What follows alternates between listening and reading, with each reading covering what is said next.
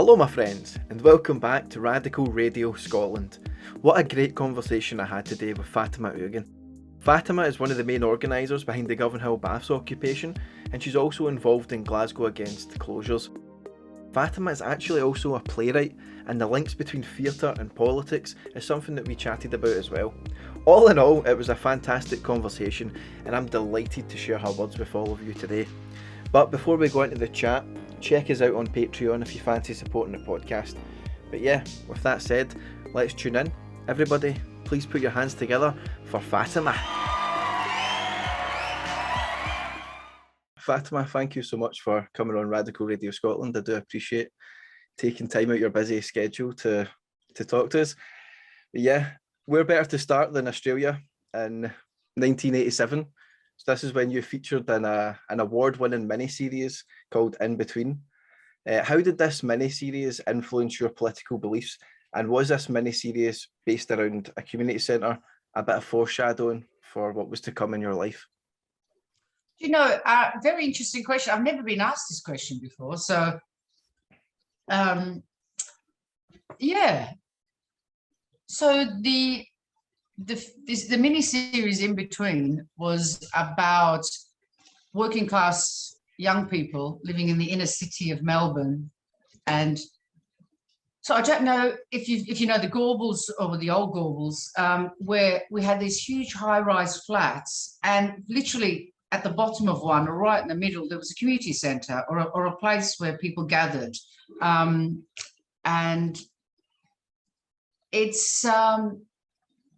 it was a really interesting story because it was a story which explored racism towards a Vietnamese young man who was had to go back to Vietnam or was going to be deported, and also just some troubled young people who just didn't fit into society at the time. You know, were angry and had all sorts of issues that young people do. But it was also that every single one of them, bar one, were from an ethnic minority background at the time. So I think we had a Croatian lad and his family, Turkish obviously, and Vietnamese, and then the other lassie was Australian. So it was a really interesting way of looking at how community actually functions through the eyes of young people and how they combat or provide sort of antidotes to the problems they're going through. It was great, and the community centre or a place where people could come together to meet, just to be able to have a space where it was safe and welcoming and unjudgmental was really, really important, I think, to that storyline. That's all I can remember. I was a very young lass at the time. I was a schoolgirl. Yeah. It was, that's all I can remember of it, actually. But I know it made a huge impact locally, and it's shown in schools quite a lot. Wonderful, wonderful moment. Wonderful moment. So was this the first example of you blending art and politics? No, well, I've always been a socialist. My mother's always been very left-wing, as my dad. We come from in Turkey, there is a particular Islamic sect called Alevi, which has been historically persecuted.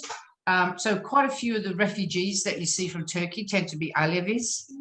And the difference between Alevi and Sunni and all of that is Alevi uses art and culture as part of their religion. So it's very much more Sufi based.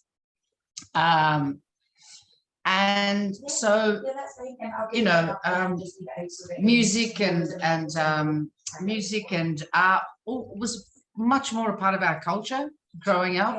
And the fact that my parents were Labour, Labour Party, card-carrying Labour Party, though they didn't speak English, members. I think there's always been that tradition. And you know what? You grow up in a working class community with a huge Irish population, as it was the case where I was growing up, who tended to be, Republican and have quite quite clear thoughts about what they thought of power generally. Quite a few of them had come because of poverty in Ireland, but also were brought over historically because they were considered convicts. So it was, some of that history was there in my community. And also, when I was growing up, there were huge sort of waves of migration from people who were escaping persecution. So we had lots of people from Chile because of Pinochet. We had lots of people from, the old Yugoslav Republic, people from Hungary, lots of Greeks, who'd escaped the fascists and so on. So the immigrants that tended to come to Australia were great. We were immigrants, but there were lots of also huge numbers of refugees who were escaping quite horrible persecution. I mean, the boat people, as they were called, Vietnamese and Cambodian people, were coming because of American imperialism, and the role Australia played in all of that was absolutely disgusting as well. So I was surrounded by it, essentially. It's difficult to escape. The other thing, of course, is I went to a high school. I went to an all-girls high school, which was so radical. It brings any school here to shame. I think we've become much more conservative, really, in the last 30, 40 years. But I went to an all-girls school where the girls got together and banned the uniform. How cool is that? That was cool. Yeah. To the fury of parents who all of a sudden found they had to buy clothes for us, again, spend money on us. But we had openly lesbian and gay teachers. We had it was a school where you had teachers who were radicalized during the 60s who wanted to come and change young people. So we had this wonderful group of teachers who were really radical, and that built a lot of young revolutionary girls, I can tell you, and a lot of young feminists. It was fantastic. So yeah, I don't know if my life in terms of art and politics was any different to lots of others. I think maybe I just had a bit more of a assault than maybe some other people growing up in working class communities. Yeah. So this isn't about me personally, is it? It's about, I thought this was about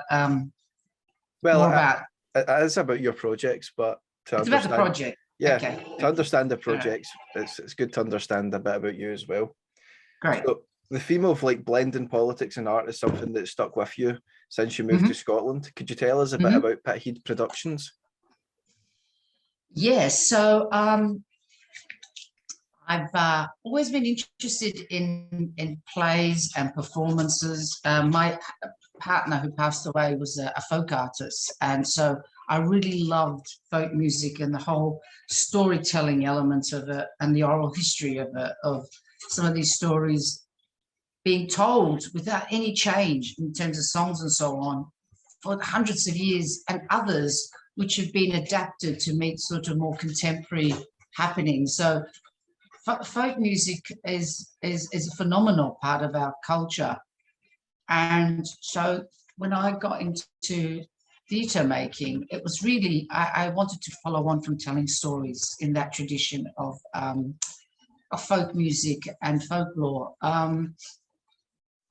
And so I really, really like theatre. I like really, really good theatre, but I don't like didactic theatre. I don't like sloganeering. I mean, it had to be, it's really important that theatre is an art form, and the fact that the stories I'm telling are political is not what's driving it. It's the actual art form that's driving it. So, I tentatively started writing, and then a couple of people read my scripts and said, oh, Fatima, this is actually quite good. And I was like, oh. So I got to direct them as well as write them. But I always try and write in collaboration with others, because I do write stories and plays and stuff on my own, but I think collaboration's really fruitful. People bring, you can't have all the skills. I mean, you might have a great concept, but, bringing in people who just know about dancing or lighting or different way of filming something, you know. I mean, all the plays I've done have been quite multimedia. Yeah, and they've all involved music, all involved political songs. But it's important, even though all the plays I've done have been soft political or political, that's not what's been driving them. It's the whole concept of storytelling, of making a wonderful piece of theatre. So I might have been a bit hard on the actors, you know. Even though it was an amateur show, I wanted it to be not distinguishable from a professional show. You know, it was yeah, so they were fantastic, loved them. And we were able to do them in the baths. So I wouldn't have had the opportunity to do them anywhere else. So having a very multi-use and adaptable building allowed me and others to be able to use that building fairly cheaply to put something on. So when we talk about these buildings that we love, they just don't provide one service. They provide a whole social network and opportunities to explore things in an environment which you wouldn't get in the outside world, certainly not in a commercial property where you're just paying by the hour, you know. So, yeah, I mean, it's buildings like this which has helped nurture my love of and given me the opportunity of doing theatre. So I'm very grateful for that. Yeah. So I recently learned about the different techniques in theatre to make like political statements and stuff like that. Mm-hmm. My girlfriend's an actor, so she's been like schooling me on it, basically, on all the different forms of theatre. So like stuff like epic theatre as a technique and stuff like that. Could you tell us a bit about the styles of theatre utilised in Rent Strike and Strike a Light, and like just a bit more about the plays more broadly? Sure. So I love musical. I just love musical. I love the rawness of it. I love the fact that it can be a bit chaotic. I love the fact that there's a real there's a fine line between what's happening on stage sometimes and what the audience are doing. You know, it's not a passive thing. Doesn't matter if you go to even a musical today, people are singing, people know the words, people know, they feel it's their story, you know, and the songs and images stay with people beyond that theatre experience. So musical, and it's such a working class tradition of entertainment that I just absolutely love. And of course that extends, and what I love about Scotland particularly, but the UK in general, is pantomimes. You don't have that anywhere else in the world, that legacy of music hall. It stayed with us, even in America where vaudeville was massive. They don't have that legacy.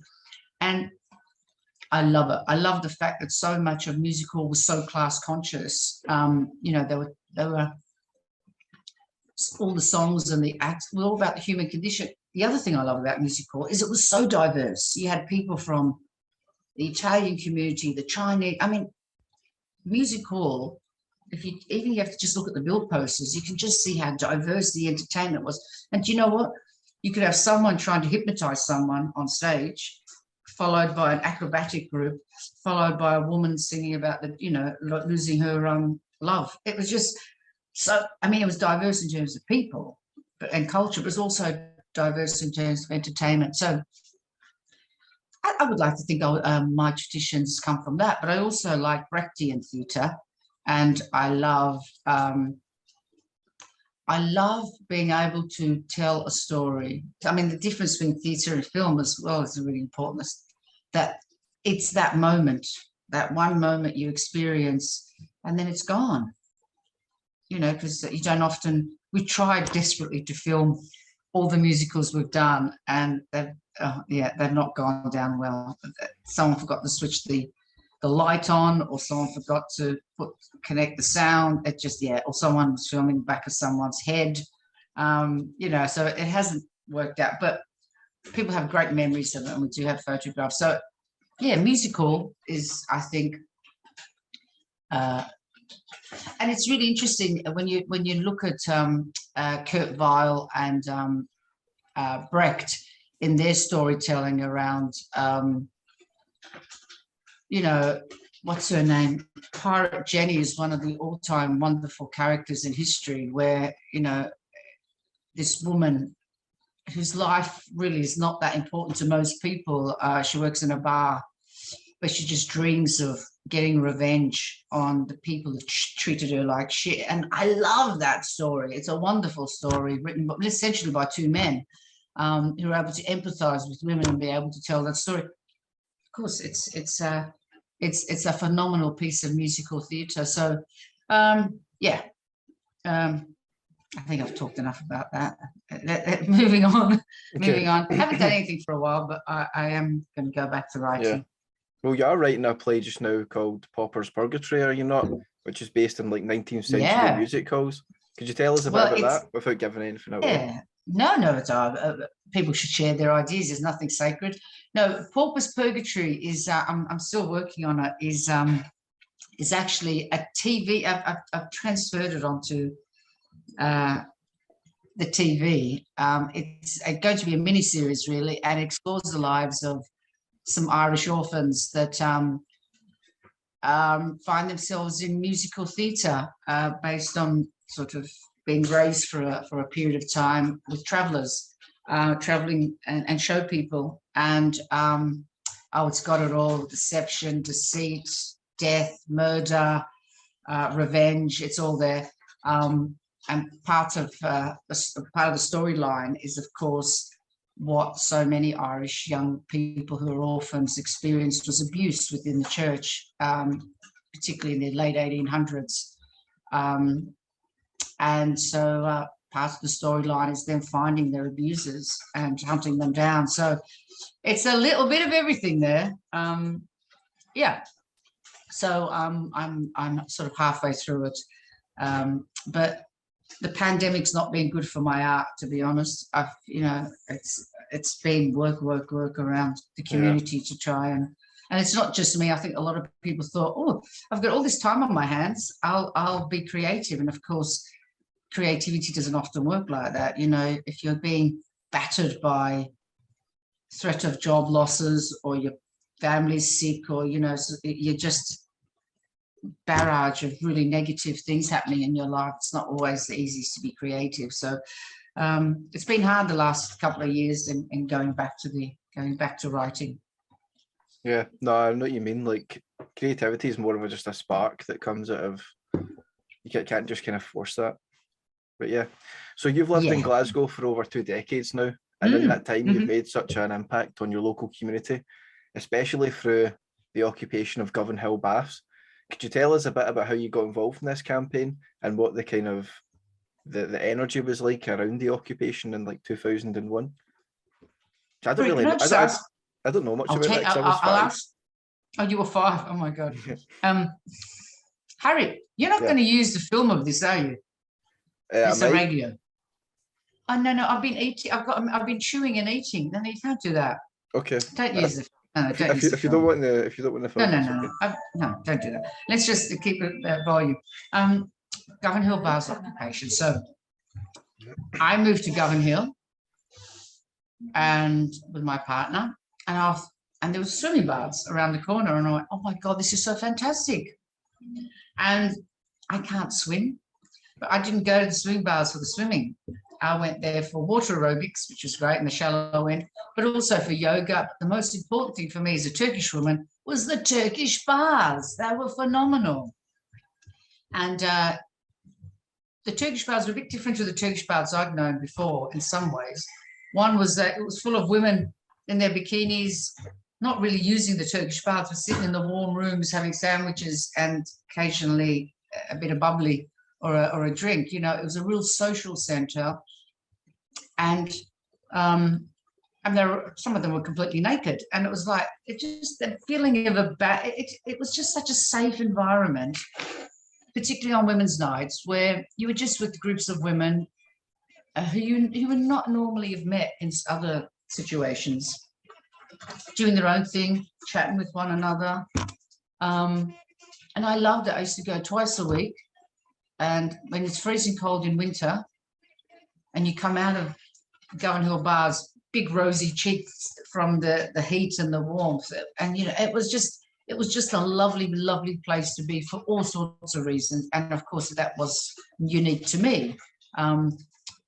thousands of people loved it the same. So, you know, having a men's night where gay men felt safe in the sauna was really important. The same with Muslim men, the same with, you know, you could give your child a couple of pounds and put a rolled up towel underneath their arm and kick them out of the house, and you knew they were going somewhere safe. Do you know what I mean? It was just around the corner, and you knew the janitors, and you knew it was the hub of the community. And it wasn't just that. Their parents had gone to it, their grandparents had gone to it, and it's right in the middle of Govanhill, and it'd been like part of the community for ages. So the idea that it was going to be closed was like, it's just bizarre. Like, why would you close? Like, for what purpose? And of course, that's when Thatcherism and Blairism and the whole concept of no community, you know, community equals ghetto nonsense, you know, no society, that people just had to pull themselves up by their own bootstraps and get on with life. And if you really wanted to experience something good, you could drive there. You know, and council should not be subsidising people's health and well-being. It was really up to you to sort yourself out. All that shit, all that horrible, horrible, vile shit was not what people were experiencing in their lives. You know, they had a building, they had these facilities, cheap to run. It was being paid by the council tax. You know, what's happening here? So there was a real conflict between what the councils and the government thought community should look like.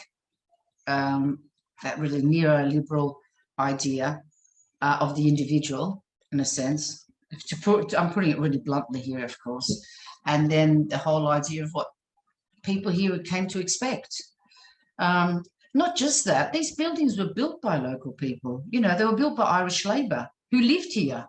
You know, they were so these buildings weren't just places they went and had a wash, like a hot bath in, because people didn't have baths in Govanhill, a hot bath, or use the sauna,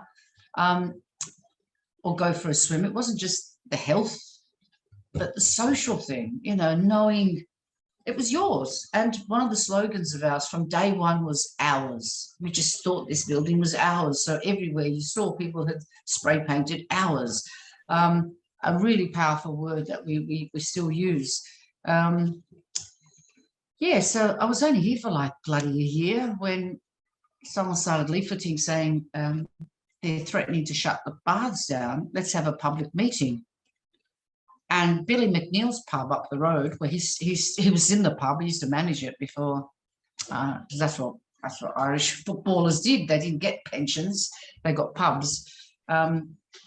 We said to him, can we use your pub for a public meeting? And I tell you what, he was phenomenal. He was a very shy man, love it. We always wanted him to speak, and he just said, no, we'll just, these were the days you could pick up the phone and you know who, and call the pub, and Billy McNeil would answer it. You know, I mean, that anyway. So you can see how people were part of a community. And we said, can we have a meeting? He said, yes. You couldn't move. People kept pouring in, going, what the fuck is happening? Why are they shutting our building down? And this is why it's always great to have the tea ladies and the janitors and the lifesavers on board, because they told us everything. And of course, they were terrified of losing their jobs. You know, they could walk to work. Instead, they were going to be posted God knows where, or maybe even lose their jobs. So, and what's great about working class communities like Govanhill is it's full of students, it's full of anarchists, it's full of socialists, it's full of, you know, it's full of a history of people who have been radical in the past. And but it's also full of bloody angry parents whose kids were swimming there, and really, really angry people in the community kept saying, well, where are we going to go? Where are the Muslim women going to go for a swim? Because these new buildings were built cheaply and pretend to look beautiful by being a big glass bowl, fish bowl. No one's going to swim in it. And you'll see now that all these buildings now have big curtains because people don't want, you know, being watched while they have a swim or a sauna or whatever. Anyway, so everyone thought this was the worst idea. But unlike other communities where they had shut the baths down and people were angry, but Govanhill protested. There were people like me and others who said, actually, what do you know what? Why don't we occupy the building? It's worked in other places as part of our tradition. And I think that's where it's important that socialists and others who have an understanding of their history, an understanding of class struggle, and an understanding of what has happened before and what has worked is really, really important. And we brought that to the table. And direct action. I mean, we did a lot of direct action. We occupied other swimming pools. We just walked in and said, we're occupying the place, and they shut the place down. 3 of us. Or, you know, like loads and loads of little things like that. Or just sort of, you know, when there was a public event, we used to just go in and disrupt it with whistles and so on, and posters and leaflets. And you know what? Nearly always people were supportive of what we were doing because they'd lost things in their communities. You were 5, so you don't remember this, but the early 2000s, we lost a lot of stuff. I mean, we lost a lot of stuff that were based in communities. Social work centres were shut down. Job centres were moved. Things that people took for granted in their communities were just shut down. So, yeah, and you will know this, Harry, because you've done your research, but this is the longest occupation of a public building in British history. Wonderful. How fantastic is that? Yeah, it's amazing. But I tell you what, unless we remind people, it won't go in history books because it's not considered important. So we tend to say that a lot. So yeah, you'll see it everywhere. It's a good thing to be proud of. Absolutely. Absolutely. And I think as well, it's like the Govanhill Baths occupation is notable just because of how successful it has been. Like, it's literally, like you said, it's the longest occupation in British history. And you're now like the manager of the campaign, and this kind of grassroots-based, kind of activist-based organisation is like delivering a whole range of beneficial projects for the community. So it's moved on from like not just being an occupation, but kind of gone full circle and has now come back to serving the community. Could you tell us like a bit about what you've been up to in terms of these different projects that you've had going on and what you've kind of got planned for the future as well? Yeah, well, do you know what makes us different? You've just sort of said all that much more eloquently than I'm going to, by the way. But when there's a campaign going, people are so fantastic out there. They're so inspired and so inspiring about thinking they can change things. So in like the Save Our Libraries campaign, how phenomenal. Week in, week out, people are outside picketing, refusing to take no for an answer, refusing to be told. I mean, they were told outright, this is not going to open. You're dreaming here, and hello, it's opening, or they've opened now. But what happens in a lot of campaigns is once people have a victory, they forget what got them there. They forget those actions. And I think the difference for us is, and it's been hard to keep that concept alive, that it was our actions which got us where we are. It wasn't the council finally gave us the money, or they changed their minds, or some architects came in and it wasn't others that have got us where we are. It was our action. So activism has always, always been what has driven the work we do. And whether that's setting up a food pantry or whatever, it's about making sure people are involved in their own, in actions which lead to an improvement in their lives. I don't like the word empowerment because it sounds like you're doing something, you're empowering someone else, but all human beings have the ability to bring change to the community around them. And I think so activism is really important. It doesn't stop just because you want a building or you want a victory. It needs to continue. It's the actions which are important. And sometimes you don't win, but you don't win, what you fought for. But what you achieved in those actions are really, really important because it inspires other people. Or, we're 20 years. I mean, you could argue that that wasn't a victory because so many people who fought with us are no longer here. It's 20 years is a long time.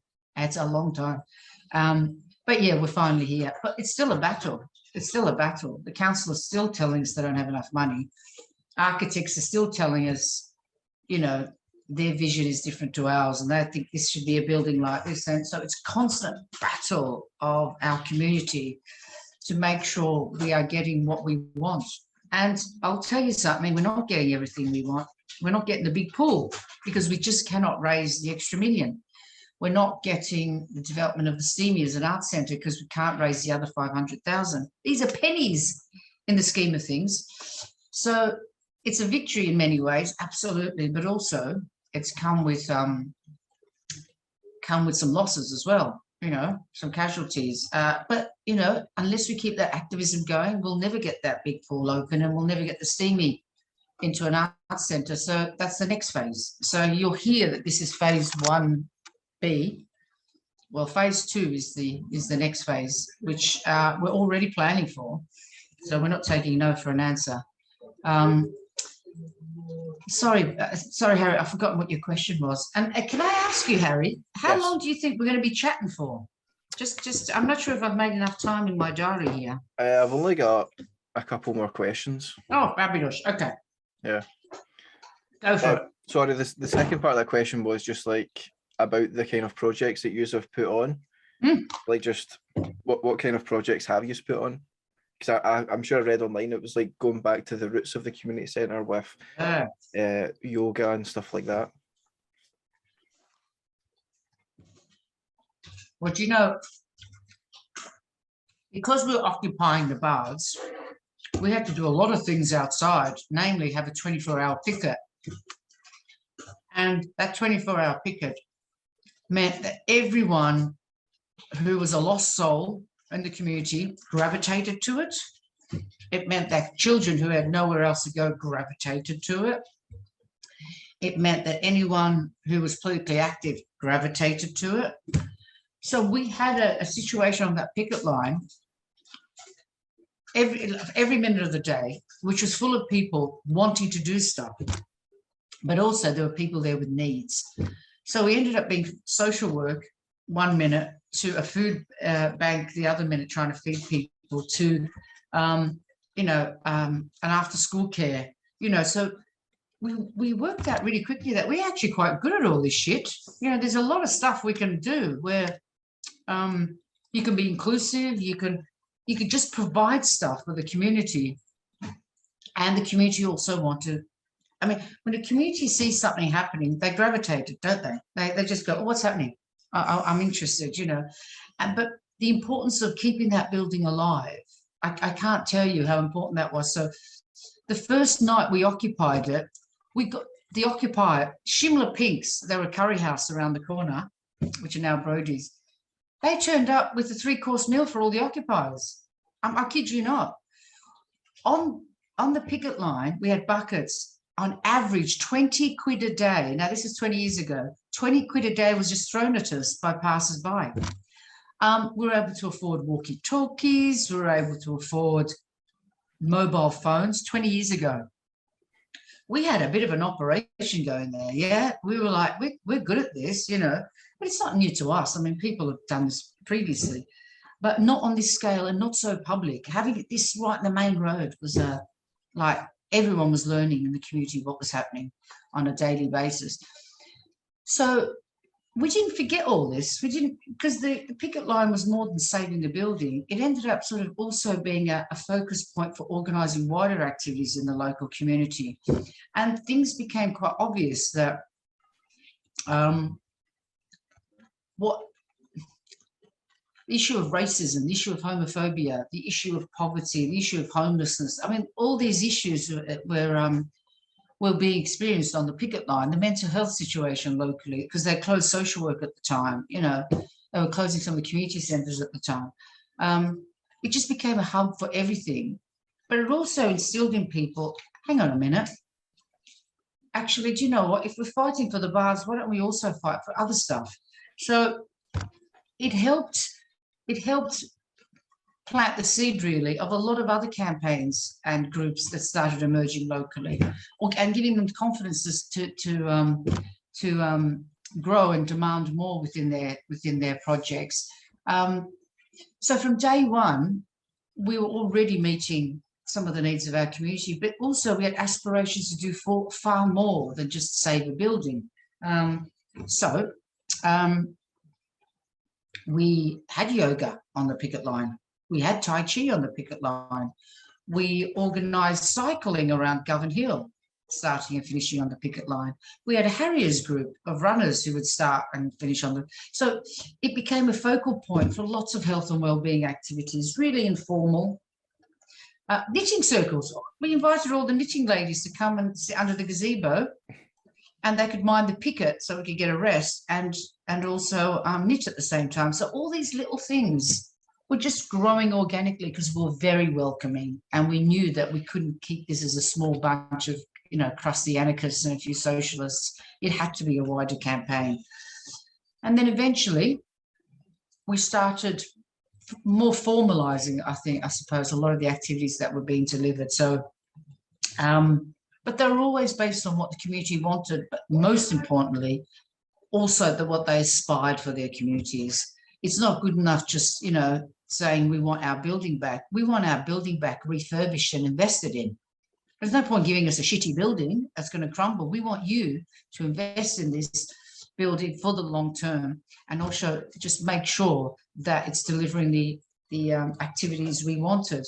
So yeah, so I think the other thing about the programs we run is that sort of activist, almost do-it-yourself, fearless attitude that we had on the picket line meant that that flowed into our project. So we know Govanhill's full of shit. I was just complaining, you know, it's just rubbish everywhere. What better way to deal with the rubbish instead of blame people and the council's doing bugger all? I mean, is to look at how we convert that rubbish into something more useful. So Rags to Riches was set up to deal with non-domestic waste in a creative way. Now we have a phenomenal project that collects plastics from the community and makes them into products. We work with schools to transform their playgrounds with children into wonderful adventure playgrounds full of furniture that they've built, made with discarded wood and plastics. Oh God, there's loads of things. I'll tell you one thing that we're very proud of, which is very different, is we have a community-based archive. Now, why is this important? It's important because working class history is never considered important. No one collects it except the odd academic as an oral history project, or people do think it's important. It's usually left in the dusty shelves of academia. Well, we thought it was really important that what we were doing was making history. I mean, everyone makes history, don't they? It's just never recorded. You're never told it's history. So we wanted people to know what we would. But we're also very proud of the history that went before us. So as soon as we got a bit of money, we set up the Govanhill Baths archives. So, and that has led to the Govanhill Baths Archive and Heritage Program. And we've done everything in that, from celebrate working class suffragettes, who were phenomenal, by the way. You've got to have a look at what we uncovered about working class suffragettes. You think the middle class suffragettes with their handbags full of bricks were radical. These working class were blowing up train stations, blowing them up. Yeah, they were phenomenal.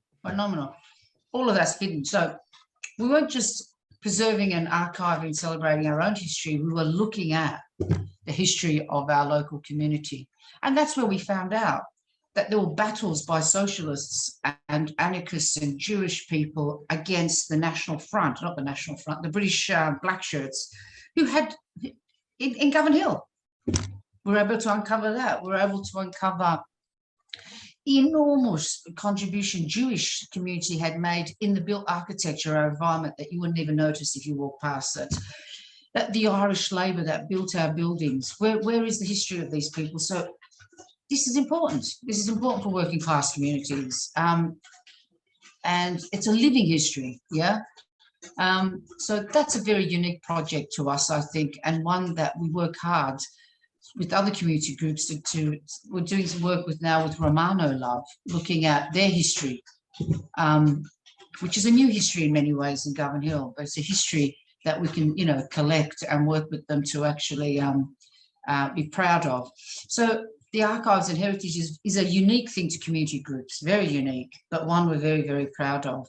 Oh God, we've got lots of projects. all grassroots, all led by the bottom up, all led by the community we work with.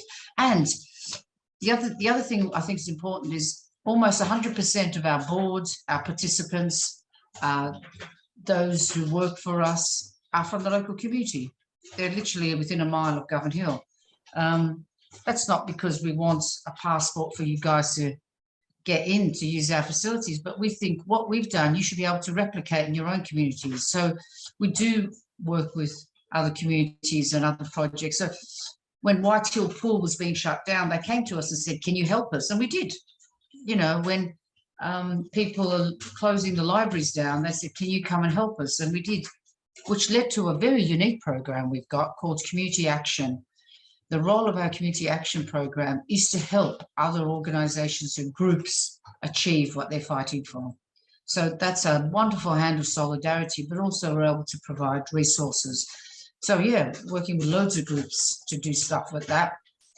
I can't go into the details because I'll be here for days. Do you know what I'll do? I will send you our annual report, Harry, and you can see a little summary of everything we do. Please do. But yeah, I'll do that because yeah, I could talk for ages. Yeah, and I'll put that. The last question. Yeah, I'll put that into the description. Yeah, so let's move on to Glasgow Against Closures. Could you tell us a bit about Glasgow Against Closures and like how it got started and how you got involved? Glasgow Against Closures started by Paula Larkin, who's our heritage archive and heritage manager, and myself. Someone had put up a list of all the things that were, all the facilities, 99, I think, that were threatened by closure by Glasgow Life. They included everything from all our museums, literally, to the libraries and so on. And it was, and they actually put it up going, these are things that are closing, alongside of which they had this narrative that said, this is Glasgow Life. If anyone is interested in taking these buildings over, please fill out these forms, because people make communities and we love you guys to run these buildings. We were ropeable. I mean, it was just like, how did... So I said to Paula, we need to start something up. Let's just start something up. And she said, great. And we set up this group called Glasgow Against Closure. We had 100 people a week joining us, 100 people a week joining the Facebook page. I mean, it's just ridiculous. And one thing we learned from our history, and you know, Paula's got a great history as well, in that she is the archivist for the Spirit of Revolt. She's the archivist for the political song collection. So she comes from a very anarchist socialist background as well. Like you, I'm a revolutionary socialist. Let's make that really clear. And so we thought, look, this is a great way of uniting campaigns. At the same time, all of a sudden, the library pickets were up and running, you know? So we made a big effort to make sure that we brought the unions involved, that we brought the campaigns. So the Glasgow Against Closures were going to act more as an umbrella, like a big umbrella where everyone could find shelter underneath it, but also introduce people to one another and campaigns to one another so they could have a sense of solidarity and a common purpose. And then that's when we decided, actually, do you know what, we need some focus? Let's get some aims. One is no more closures, a moratorium on all closures. The other one was invest in our buildings, reopen them. And the third one was get rid of Glasgow Life. Everyone wanted those three things, you know. It was really important that we had those three things. So, yeah, so the libraries are saved. How fantastic. And do you know what? It's fantastic to see victories, because so many of these groups, I mean, let's be honest, I've been involved in tons of stuff where we've not won, you know, but occasionally we win, and we win big. And I think the Save Our Libraries campaign, but do you know what? We're really keen that this was not just about action, that people knew the politics behind these closures, that they knew what Glasgow Life and Glasgow City Council were up to. A lot of people educated themselves on, you know, policies and so on, and they know that the fight is not ended. They know that there is no guarantee that there's going to be money next year. So they're not leaving. They're keeping these campaigns going as a way of ensuring that these buildings are invested in. And we still haven't won I mean, a lot of buildings are closed, but I'll tell you some great stuff. The people at Mary Hill who picketed Mary Hill week on, week out, they got their building reopened. Do you know what they've said? We're going to go now across the road to the Rock Hill Community Centre, who are fighting for their building, and we're going to join them every Saturday. How fantastic is that? Yeah. And that's something we can help with Glasgow Against Closures on our Tuesday meetings, where people can actually say, oh, you need help, I can help, and so on. A lovely sort of mutual aid situations happening there. So Rock Hill's next, our community centres are next. So that's where we are in summary. Yeah. Well, like you said, like every campaign, this campaign has seen like its initial success. All the libraries are open again. What is there left to do? Just so that we're clear, because there are from my understanding, there's still lots of different buildings that are closed. Absolutely. So the Cooper Library is reopened, but the Cooper Institute, that wonderful community hall, is shut. So they're going to extend that campaign. God, the Glasgow, Glasgow City Council actually own all the parks. There are still whole sections of parks which are still threatened with closure, from bowling greens and golf courses right through to community golf, working class golf courses where you pay a $5. Yeah. Right through to the glass houses. I mean, you only have to go on Glasgow Against Closures to see how many petitions there are from different groups. St Mungo's Museum. St Mungo's Museum of Religious Art, the only one in the world, is shut. I mean, ridiculous. But Glasgow, we are going to keep fighting until Glasgow Life is no more. All of these facilities have to be brought back under democratic Glasgow City control. Not a third arm Quango, not a charity, not run by community groups. Where are they going to get the money? That's all got to go. We've got to get these buildings back under democratic control. They need to be invested in. They need to be secured for the future generations and future use. If we want a cohesive society, let's be honest, the picture's bigger than just these buildings and what they represent in terms of bricks and mortar, but what they represent for Glasgow and the heritage that has gone before and what should be enjoyed and invested in the future. So, yeah, we're not going home anytime soon. And do you know what's great? The unions are behind us. GMB, Unites and Unison are all worried about job losses, and the jobs that are there, the de-skilling of them by the closure of these buildings and by the disinvestment in these buildings. So, no, we're I tell you where we're going next. We're going to have a picket outside Glasgow City Council because the budget is being discussed on the 19th of March, and we're hopefully going to have a picket outside there to make sure they know we're not going away anytime soon. Fantastic. People's Palace. Got to talk about People's Palace. Yeah, you're right. The biggest, we really, really need to reopen the People's Palace, Winter Gardens and Glasgow Green, which Glasgow Life are determined to privatise. They want Transmit Festival there. They want these buildings into beautiful little restaurants which are privately run.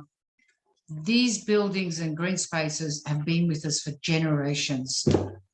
Just the word People's Palace tells you about what people previously thought about the value of this building. A People's Palace, a palace dedicated to the people of Glasgow, which Glasgow City Council thinks it can just shit all over. You know, I mean, how dare they? So I don't know if you know, but that petition has got over 70,000 signatures.